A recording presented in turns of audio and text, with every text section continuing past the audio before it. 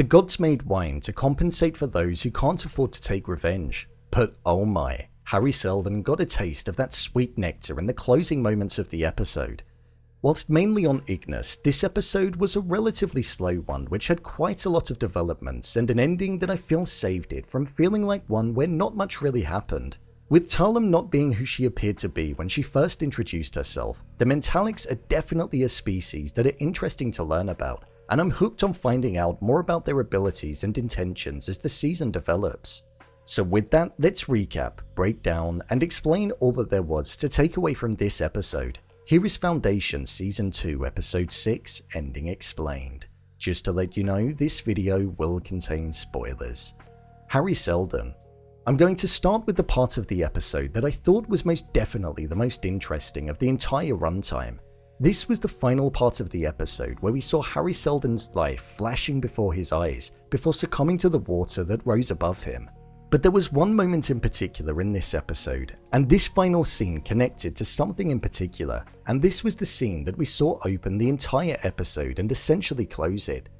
Tellem made out that Seldon had taken the beggar and left planet Ignus. This was due to one of the Mentalics appearing as him for Gaal and Salvor, when in reality, Seldon was being kept trapped in water where he was soon to be killed by the tide that was coming in.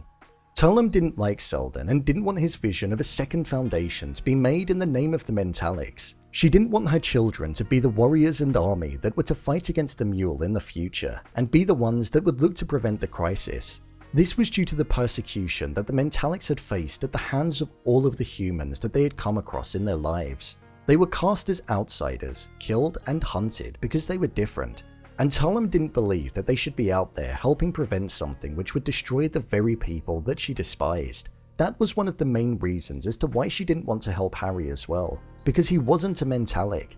She wanted Gaal to essentially become the leader of the Mentalics following her death, and in order for that to happen and rule the way that she wanted, Harry needed to not be around, because she feared that Harry would mold her mind. However, in reality, she was molding Gaal's mind and was showing her what she wanted to see, and telling her what she wanted to hear, which was that there was a way of saving Salvor from the mule in 100 years' time. So with Harry on the verge of death, we saw an extremely well articulated short story with a digestible and gripping delivery. We saw Harry in one location as a child learning the pattern of a species movement that he later came to control and utilize as a weapon of choice when he killed the very person that took away the love of his life and mother of his unborn child, Yana.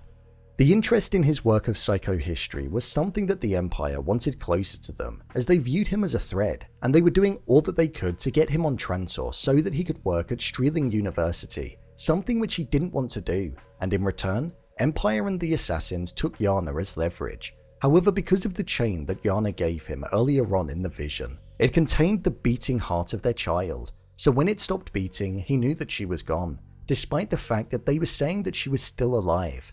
Harry totally owned that moment and showed what he was fully capable of doing. It was well thought out, and it was the revenge that he wanted to seek. However, the memory of it was something that he had buried deep within his mind, and the Mentalics were utilizing it as a way of making him feel uncomfortable, hence why it was the first thing that we saw when the episode opened, showing the value that it was going to go on to have. The closing moments of the episode were of Harry struggling to fight the water that was rising above him, and his life flashed before his eyes. It looked as though he died, and I think that he is most definitely dead in this instance. There was a lot of focus on death and resurrection in this episode, whether it be trying to understand why Gaal put his consciousness back into a human form, or also the understanding that there were two Seldons out there with an emphasis on the fact that the one in the vault wasn't a superior and didn't know everything that the original one did. So with Harry now gone, I do wonder what that means for Gaal and Salvor on Ignus. There was a line in the episode, if you can't trust your own mind, then what have you got? And it's safe to say that both Gaal and Salvor do not have control over their own minds at that moment. So things are most probably going to get a lot worse for them. Gaal is extremely powerful, and I feel when she finds out what happened to Harry, then she may turn on the Mentalics' current leader. At least, I hope she does. The Mentalics. We got a good understanding of the Mentalics in the opening part of the episode, and we learned a little bit more about what they do and the troubles they faced on other planets. The boy with the scar was the one main individual that we learned it through. For example, he articulated the ability of unvoicing. something where you can essentially speak through thoughts. It was the main way that the Mentalics communicated with each other, and it was brought to light when it was complete silence, but they were all together. Tellem claimed to have been able to have heard the voices of the Mentalics spread all around on the different planets, and she went around and saved them all, something which we saw when all of the individuals had their arms up at Salvor. In terms of the other abilities that they have the ability to plant something in front of a subject that they're targeting and make them believe that that thing is actually there. They can enter a subject's mind and view it as a physical space. They can think outwards, which essentially means that if something happens in a vision, it can affect their physical environment. Such as when the mule had his hands on Gaal, it left marks on her in the space that she was in because she thought outwards. Plus, it also seems as though they have the ability to move through space in a way that is extremely fluid. It almost feels as though Tellem is the Mentalics' Seldon. She promises them safe haven and they treat her as if she's some kind of messiah, which makes sense as to why she didn't want to have Harry around, because it could change the mindset of the people that she refers to as her children. In terms of Gaal and Salvor, Gaal doesn't really know how to feel about Salvor when it comes to being her mother.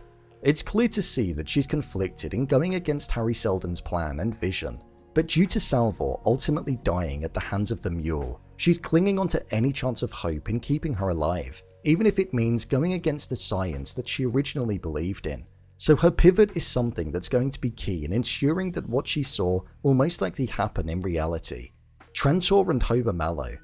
As mentioned, most of what we saw in this episode was on Ignus, however there was a short section that we saw being present with Brother Day and the Empire. He stated how he was putting an end to the genetic dynasty as he was going to be ruling alongside Sareth. It looked as though he unveiled a statue of Empress Hanlo, an empress who had a dynasty that covered 4 times the area of the Cleonic one. But I may be mistaken in thinking that it's Hanlo. It just had a very similar resemblance to the artwork that was present in episode 2. Within this scene, we also saw Sareth deliver a speech that was the complete opposite to what Day stands for. It didn't have an iron fist. Instead, it was one which mentioned how they were there to serve the people, rather than be the rulers. Something which it was clear to see Brother Day wasn't happy with, so their relationship is something that I think is going to be interesting.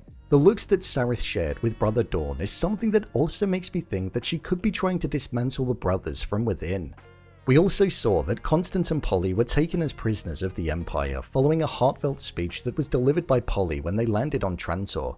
Plus, Hober Mallow found his way into a vast amount of emptiness, to which it looked as though he saw somebody like She Shines Brightly, the spacer which was speaking with Constance earlier on.